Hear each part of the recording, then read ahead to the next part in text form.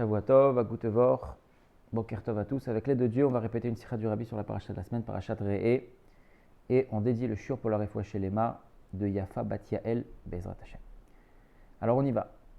Dans la parachat Re'eh, un des sujets qu'on aborde, c'est la cacheroute des animaux. Zot abema asher tochlu, voici l'animal que vous mangerez, ve abema asher lo tochlu, l'animal que vous ne mangerez pas. On sait très bien qu'il y a deux signes de pureté, deux signes de cacheroute pour un animal, ce qu'on appelle mafreset parsa, le sabot fendu, ou ma'alat gera et le fait de ruminer. Donc un animal qui a ces deux signes-là, le sabot fendu et le fait de ruminer, on sait qu'il est cachère. Le rabbi nous dit, si Dieu a choisi ces deux signes-là, ce n'est pas un hasard, il n'y a aucun hasard dans la Torah. Et donc ça veut dire que ces deux signes-là, ils ont un rapport avec la pureté des animaux, avec la cacheroute des animaux. Et donc il faudra, au fil de la sikha, ce qu'on va essayer de découvrir, c'est quelle est la signification profonde de ces deux signes-là. Pourquoi Hachem a choisi ces deux signes-là pour m'enseigner qu'un animal est cachère? Ça veut dire qu'il y a un message pour nous aujourd'hui qui se cache derrière. Ça, c'est la première idée. Deuxième idée de la sikha, c'est de comprendre qu'est-ce que ça veut dire manger d'après la chassidoute. On explique comme ça. Quand un homme y mange, il va englober en lui les choses qu'il va manger. Les choses qu'on mange deviennent notre chair et notre sang. On sait très bien qu'il y a 4 règnes dans le monde. Le minéral, le plus bas, ensuite le végétal, ensuite l'animal et ensuite l'homme, le médaber, l'espèce humaine. Et bien, quand un homme va manger des choses qui viennent du domaine minéral ou du domaine végétal ou du domaine animal, ces choses-là, ensuite, vont devenir sa chair et son sang. Donc ces choses-là, inférieures, si on peut dire, vont s'englober en lui et vont connaître une élévation. Et ensuite, il y a un 5e niveau, c'est ce qu'on appelle Elokut, la divinité. Et ensuite, une fois que l'homme il a mangé de ces choses-là, qu'il a tiré une certaine énergie et que ces choses-là se sont englobées dans l'homme, l'homme lui-même doit s'englober dans le niveau qui le dépasse, donc c'est la divinité. Comment on fait ça? Tout simplement, quand on réalise, accomplit la volonté de Dieu, l'ordre de Dieu, le commandement de Dieu, on va s'attacher à Dieu. Donc en fait, il y a 2 étapes. Première étape, l'homme qui mange du minéral, du végétal, de l'animal, ces éléments-là vont s'englober en lui, donc vont connaître déjà une première élévation. Et avec cette énergie-là, l'homme lui-même va accomplir le commandement divin, et donc il va s'élever vers le 5e niveau, et il va élever avec lui tous les 3 règnes aussi inférieurs qui vont tous s'élever pour s'englober dans la divinité. C'est ça le fait de manger dans la chassidoute, ça symbolise une élévation. Ouais. Le summum de cette élévation, bien évidemment, c'est le niveau de Moshe Rabbeinu. Moshe Rabbeinu, il était complètement attaché avec Hachem. Si bien que dans le livre de Devarim, le 5e livre de la Torah, on dit que c'est Moshe Rabbeinu qui a dit cette partie de la Torah. Comment c'est possible? On a vu la semaine dernière dans la 2e partie du schéma, dans la parashat Ekev, Moshe Rabbeinu qui dit Venatati Esev, si vous accomplissez les commandements de Dieu, je vous donnerai de l'herbe dans votre champ et je vous donnerai les pluies. Les Chachamim ils disent, mais comment Moshe Rabbeinu peut dire ça? C'est pas Moshe Rabbeinu qui donne les pluies, c'est pas Moshe Rabbeinu qui donne l'herbe, c'est Hachem. Pourquoi Moshe Rabbeinu il dit je vous donnerai? Parce qu'il était tellement soumis à Dieu, comme il ramène ici, Shrina bedaveret mipuma dile, la Shrina, la parole divine, la présence divine, elle s'exprimait dans sa bouche. Shrina bedaveret bitor grono, s'exprimait dans sa gorge. Donc Moshe Rabbeinu il avait atteint un niveau tellement grand qu'il était totalement soumis avec Hachem, totalement uni avec Hachem, et donc la parole de Dieu s'exprimait au travers de sa bouche. Donc ça, c'est le summum de l'union qu'un juif peut avoir avec Dieu, c'est le niveau de Moshe Rabbeinu. Ok, donc on a vu 2 idées. Première idée, c'est que les 2 signes, le sabot fendu et le fait de ruminer, ont un message à nous apporter, puisque si Hachem a choisi ces 2 signes-là pour nous dire qu'un animal est cachère, c'est pas pour rien. Et la 2e idée, c'est que le fait de manger, dans la chassidoute, c'est synonyme d'élévation, de parcours spirituel. On élève les éléments inférieurs, on les englobe en nous, et après nous-mêmes, on s'élève vers Dieu et on élève toute la matière avec nous. Ok. Maintenant, le rabbi nous dit comme ça. De la même manière que quand on veut manger quelque chose matériellement, on veut manger un animal, il faut vérifier s'il a les signes de cacheroute ou pas, pour savoir si je peux le consommer. Alors, spirituellement parlant, on a dit manger, c'est quoi? C'est s'élever vers Hachem. Il dit de la même manière que quand on mange un animal, on doit vérifier s'il a les signes de cacheroute. De la même manière, quand moi je veux m'élever spirituellement, je dois, si je veux vérifier si mon approche est la bonne, je dois vérifier qu'il y a les deux signes qu'on a dit, les sabots fendus et le fait de ruminer. Je répète une dernière fois, de la même manière que quand on mange quelque chose matériellement, il faut vérifier qu'il y a les signes de pureté chez l'animal. Alors, quand on veut manger spirituellement, ça veut dire quand on veut s'élever, se rapprocher de Dieu, il faut vérifier qu'il y a ces deux signes-là. On va comprendre ce que ça veut dire. Mais pour savoir si je suis sur la bonne route dans mon service de Dieu, est-ce que j'ai ces deux signes-là, ces deux marqueurs-là qui me font dire « Waouh, c'est bon, je suis sur le bon chemin, je peux continuer comme ça ». Donc les deux signes de cache-route qu'on a vus au début vont en fait, spirituellement parlant, nous donner une indication, est-ce qu'on est sur la bonne voie pour s'attacher à Dieu. Alors on va parler du premier signe déjà. Le premier signe, c'est le sabot fendu. Le rabbi nous dit, c'est quoi le sabot fendu dans le travail spirituel d'un juif? C'est qu'un juif doit être capable d'aller dans deux directions opposées avec la même intensité. Sous-entendu, je dois être capable de faire des actions pour Hachem qui sont de ma nature, mais aussi qui ne sont pas de ma nature, qui sont contre ma nature. Et je dois être capable de faire toutes ces choses-là avec la même intensité. Aussi bien quelque chose qui est dans ma nature que quelque chose qui est contre ma nature, je dois être capable de faire ces actions-là avec la même intensité. C'est ça le sabot fendu. Le sabot fendu, c'est quoi? C'est un sabot qui part dans deux directions opposées, divergentes. C'est un juif qui doit être capable de servir Dieu, même dans les choses qui vont contre sa nature. Le rabbi dans la Sira ramène deux exemples. Le premier exemple, l'exemple de Rabbi Hanania ben Teradion, dans la Gemara, premier exemple. Et le deuxième exemple, l'exemple d'Avraham Avinu. On va développer les deux exemples. Le premier exemple, donc Rabbi Hanania ben Teradion, dans la Gemara d'Avodah Zara, page 18, A et B. La Gemara nous ramène l'histoire suivante. Rabbi Hanania ben Teradion, c'est un des 10 martyrs malheureusement qui a été tué d'une manière atroce par les Romains. Qu'est-ce qu'ils lui ont fait? Ils l'ont entouré dans un Sefer Torah et ils l'ont brûlé vif avec le Sefer Torah. Pourquoi? Parce que justement lui, ce qu'il faisait, c'est qu'il rassemblait des gens en public et il étudiait la Torah, il leur apprenait la Torah sans tenir compte des décrets des Romains à l'époque. Et donc une fois ils l'ont trouvé, ils l'ont pris la Torah qu'il avait, ils l'ont entouré avec, ils l'ont brûlé. Ok. Et la Gemara nous raconte l'histoire avant justement son décès. Il y a un autre sage, Rabbi Yossi ben Kisma, qui lui dit, Rabbi Hanania, fais attention, je suis sûr que les Romains risquent de te brûler, parce que justement, tu ne fais pas attention à leur décret, tu t'en fiches de leur décret, tu continues à enseigner la Torah en public, fais attention à toi, les Romains risquent de te brûler. Ça, c'est ce que Rabbi Yossi ben Kisma dit à Rabbi Hanania. Rabbi Hanania, il lui dit, ne t'inquiète pas, le ciel aura pitié de moi, tout ira bien.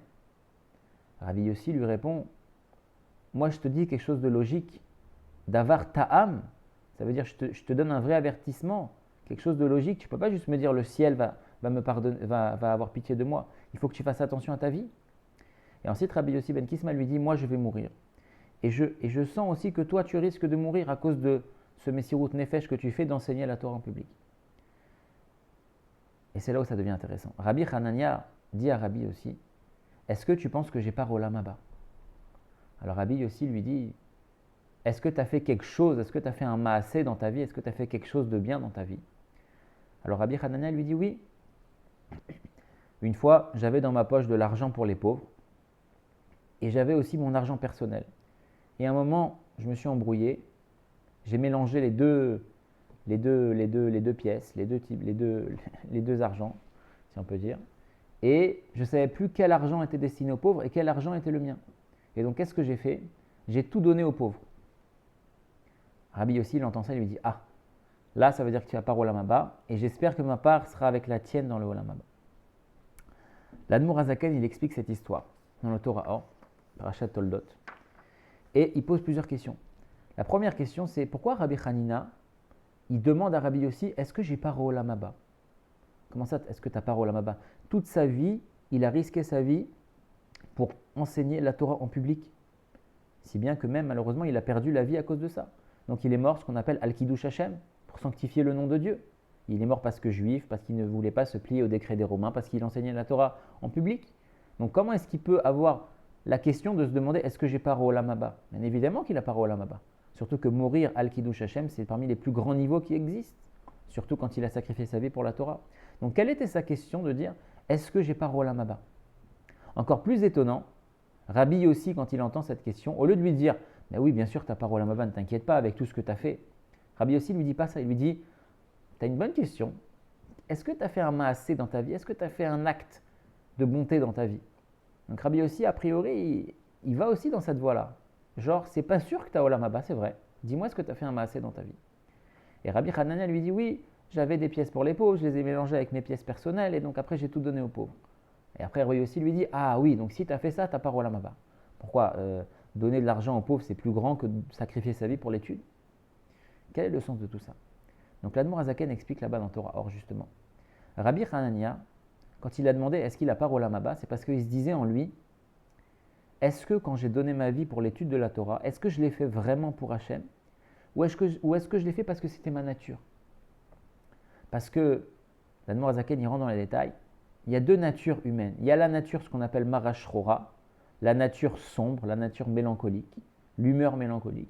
Et il y a Mara Levana, quelqu'un qui est toujours d'humeur souriante, joyeuse, sociale, etc. Et Rabbi Hanania, il était d'humeur mélancolique. Il dit, l'Admor Azaken, quelqu'un qui est d'humeur mélancolique, d'humeur un peu sombre, il aime bien être dans son coin.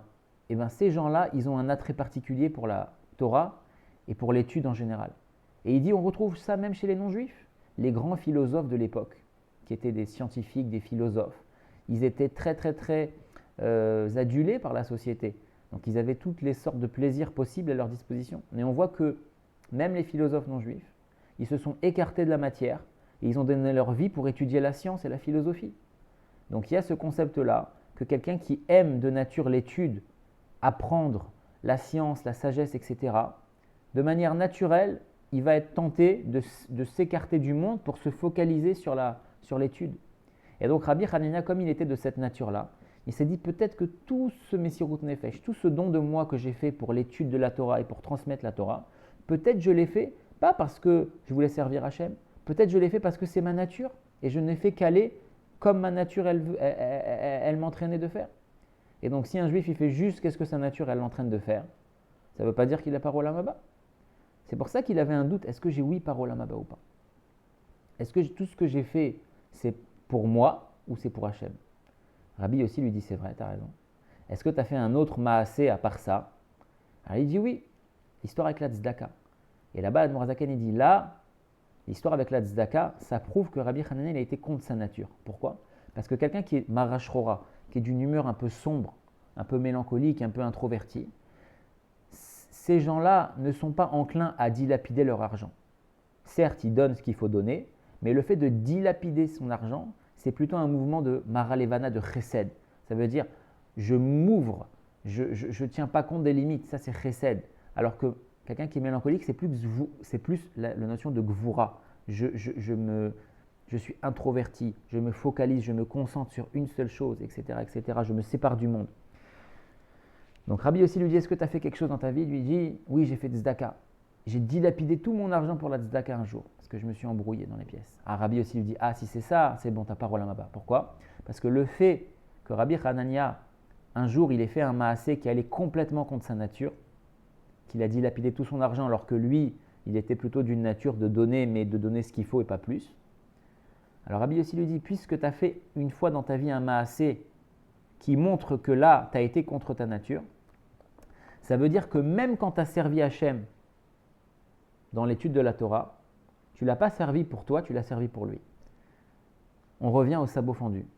On a dit, le sabot fendu, c'est quoi? C'est qu'un juif doit être capable de servir Hachem à la fois dans ce qui est dans sa nature profonde et à la fois dans ce qui va contre sa nature. Et quand un juif arrive à servir Hachem avec la même intensité dans quelque chose qui va dans son sens comme dans quelque chose qui est contre sa nature, ça prouve que même quand il sert Hachem, quand c'est dans son sens à lui, ce n'est pas vraiment pour lui qu'il sert, c'est Hachem qui sert, c'est l'Echem Shamaïm. Donc ça, c'est la première explication de l'histoire de Rabbi Hanan ben Teradion. Il avait un doute, est-ce qu'il avait pas Olam Haba? Ah, il avait pourtant étudié la Torah et enseigné la Torah au péril de sa vie, mais il se disait peut-être ça, je l'ai fait parce que c'est ma nature.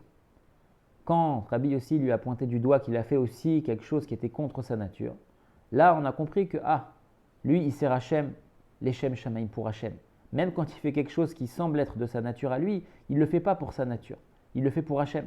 La preuve, c'est quand il faut faire autre chose qui n'est pas de sa nature, on voit qu'il réussit aussi. Deuxième exemple dans la Sira, c'est Avraham Avinu. Avraham Avinu, on sait très bien qu'il a eu 10 épreuves. La dernière épreuve, c'était la Akedat Yitzhak. Et le sacrifice de son fils, une fois qu'il monte sur la montagne, il tend son bras pour tuer son fils. Et là, il y a une voix qui lui dit non, arrête. N'envoie pas ta main sur le jeune homme et ne lui fais rien. Maintenant je sais, Avraham, maintenant je sais que tu crains Dieu. Le rabbi pose la question, je ne comprends pas. Avraham, il a déjà eu 9 épreuves. La Akedat Yitzhak, ce n'est que la 10e. Et pourquoi maintenant qu'il a réussi la 10e épreuve, qu'il était prêt à tuer son fils, et juste à temps on l'a arrêté, ça veut dire on a vu qu'il était vraiment sincère. Pourquoi juste maintenant on lui dit « Ah, Avraham, je sais que tu crains Dieu maintenant, stop, ça y est ». Mais quand il a réussi les 9 premières épreuves, des épreuves difficiles, il a sauté dans le feu, etc., etc. Là, il ne craignait pas Dieu. C'est juste maintenant la 10e épreuve, tu sais qu'il craint Dieu. Alors le rabbi nous dit justement, comme les 9 premières épreuves, c'était d'un niveau de chesed, de bonté. C'est Avraham qui se sacrifiait pour Hachem. Donc c'était dans sa nature, si on peut dire. La dernière épreuve, par contre, c'était une épreuve de gvoura. Il fallait tuer son fils. Ça, c'est la rigueur absolue. Et Avraham, il était bonté absolue. Donc le fait qu'il a réussi la dernière épreuve, qu'il était prêt à tuer son fils, ça montre qu'il est capable de faire des choses qui vont contre sa nature avec la même force que les choses qui vont dans sa nature. Donc la 10e épreuve, l'épreuve dans laquelle Avraham devait aller contre sa nature, finalement ça authentifie aussi les 9 épreuves précédentes. Hachem lui dit, maintenant que tu as réussi la dernière épreuve, maintenant je sais que tu crains Dieu. Maintenant je sais que même les 9 premières épreuves que tu as réussies, tu ne les as pas réussies parce que c'était dans ta nature. Tu les as réussies vraiment pour moi. La preuve, c'est que quoi? C'est que même la dernière épreuve qui allait contre ta nature, tu l'as réussi aussi. Parce que si Avraham ne faisait que suivre sa nature, alors il aurait réussi les 9 premières épreuves, et la 10e qui était contre nature, il aurait raté. Non, le fait qu'il a tout réussi, qu'il a réussi même la 10e, ça montre que même les 9 premières, il les a fait les Shem Shamaïm. Un peu à l'image de Rabbi Hanan ben Teradion, le fait qu'il a donné la tzedaka un jour sans calculer, c'était contre sa nature, ça montre que même quand il étudiait la Torah et que c'était de sa nature, il ne le faisait pas pour lui, il le faisait pour Hachem. Donc ça, c'est les 2 exemples que le Rabbi ramène, qu'un juif doit être capable de servir Hachem dans 2 directions opposées avec la même intensité. Ça, c'est le signe du sabot fendu. Donc on a dit, manger, c'est s'élever. Pour savoir si l'animal est cachère, il faut qu'il y ait le sabot fendu. Ça veut dire un juif qui s'élève, qui veut se rapprocher de Dieu. S'il veut savoir si sa avoda est authentique,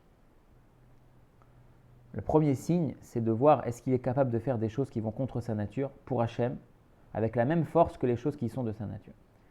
Le deuxième signe, le fait de ruminer, le rabbi ne rentre pas trop dans les détails dans cette sikha, mais il dit, ruminer, ça veut dire que refaire remonter la nourriture et refaire remonter la nourriture et réfléchir et se remettre en question. Est-ce que c'est bien ce que je fais? Est-ce que je suis sur la bonne voie?